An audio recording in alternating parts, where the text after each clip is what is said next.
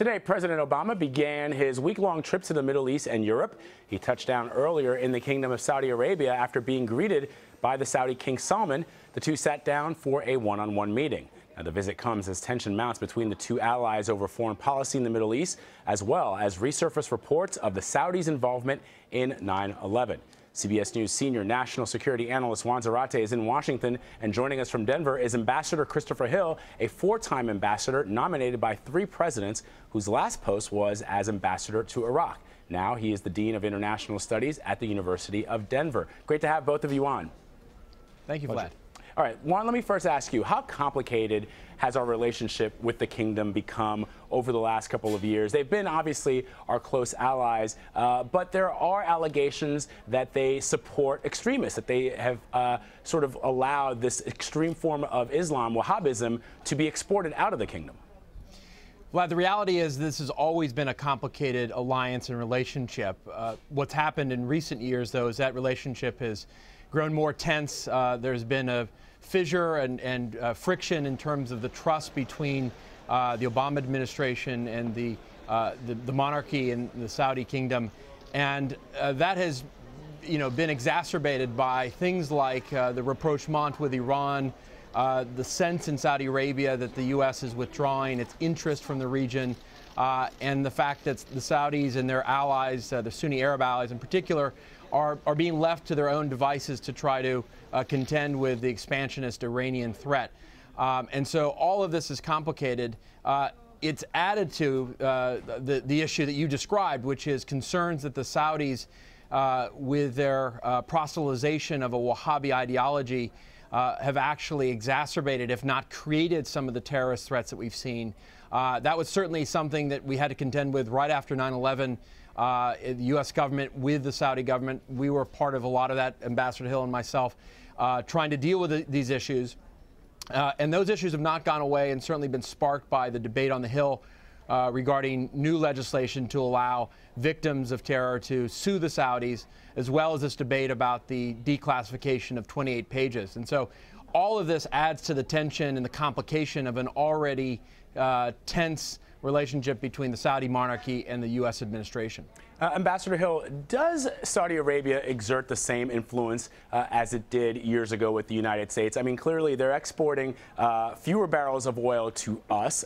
There are these allegations in the 9/11 report that have yet to be declassified. Also, the kingdom has been trying to counter moves by Iran. They've undertaken this military action in Yemen, which by all accounts is going terribly. Do they need us more than we need them at this point? Well, I must say things are changing, but I agree with Juan's assessment. First of all, I mean, when the U.S. went into Iraq and essentially flipped Iraq from being a Sunni-led country, albeit under Saddam Hussein, but a Sunni-led country, to being a Shia-led country, the Saudis looked up on their northern frontier and said, whoa, this has really put us in a very nasty position. And then over the years, I mean, there's no question, as Juan suggested, that the Saudis have continued to, in effect, export their own radicalism, as if to say, hey, you can do it, just don't do it here. So that's been a real issue. And of course, the Saudis have not been as tough-minded on ISIS as we would like them to be. If anything, the Saudis have kind of withdrawn from the fight and increasingly have taken up the issues in Yemen. And finally, I mean, when the U.S. and others reached the deal with Iran, it's not that the Saudis had nuclear scientists saying, wait, we're worried about that deal. What the Saudis were concerned about is somehow we're switching dance partners, going back to our old friends, the Iranians, and kind of leaving the Saudis and the rest of the Sunni Arab states in the lurch. So this has been a pretty tough relationship. It's been going in the wrong direction. And I might add as well that the U.S. is not feeling as dependent on Saudi oil as we used to. There's a lot of non-traditional oil coming online. There's a real oil glut in the world. And so the Saudis are not quite what they used to be. Yeah, Juan, and that's another issue that I think is quite interesting. The fact that the Saudis are now, because the price of oil, last I checked, was hovering around $42 a barrel, it's creating problems for them. They've talked about withdrawing funds from the United States if the 9/11 families can attempt to sue the kingdom, something that's not really happened up until this point. And I guess the question has to be, when President Obama criticizes the kingdom, for example, for executing prisoners, for the conditions that some of the workers that are not Saudi-born but build all those majestic buildings in the Gulf there, should the president be doing that, and should they try to at least look within their own house to clean it up? Well, again, it's a very difficult situation. I think another factor, and Ambassador Hill's absolutely right in what he laid out, another factor was the posture of the Obama administration and the U.S. government in the wake of the Arab revolutions, and the way that the U.S. in some ways turned its back on traditional allies like Hosni Mubarak in Egypt really was a difficult moment, in particular for our Saudi allies, who saw that as a very difficult diplomatic move, and one that undermined one of their key allies, and certainly was not a very strong picture of what American leadership or alliance should look like. And so that was another dimension. And so to your question, I think the Obama administration has to be careful. They have to speak out on human rights issues. It's something we believe in. It's part of what we do. We put out annual human rights reports. We criticize other countries in the Gulf, like the Qataris, for conditions of their workers. And so you cannot avoid human rights issues. At the same time, you don't want to be overly critical of key allies at a time when you need these allies in a period in a region that's going through so much tumult and change, and where there is so much lack of trust between the governments. And I think that's a very fine line to walk. And you know, the U.S. administration can't mute itself with respect to its own interests and our values. At the same time, we've got to be careful that we're supporting our allies and not creating a greater sense of mistrust at a time of real crisis of the relationship. Yeah, and Ambassador Hill, I mean, I want to talk about that that military action that the kingdom is pursuing in Yemen, which by all accounts is not going well necessarily for them. Al-Qaeda in the Arabian Peninsula is resurgent.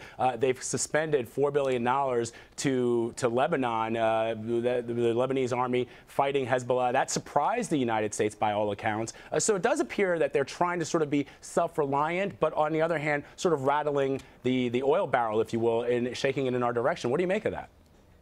Well, certainly it's a major concern. And by the way, they're not going after Al-Qaeda. They're going after these Houthis, who they consider part and parcel of this kind of Shia resurgence in the region, which they are laying at the doorstep of Iran. So we have a Saudi Arabia that is really kind of is going after what it perceives as its own interests. And I think the problem the United States has, as Juan alluded to, is it's hard to maintain a friendship, a partnership, which is essentially based almost entirely on pragmatism. I mean, we don't have shared values. We have to kind of look the other way on a lot of things. And so having this kind of pragmatic relationship during this very ideological age that we live in, I think is increasingly difficult for any administration as it tries to pursue a relationship with, after all, a kingdom, a country that's really named for a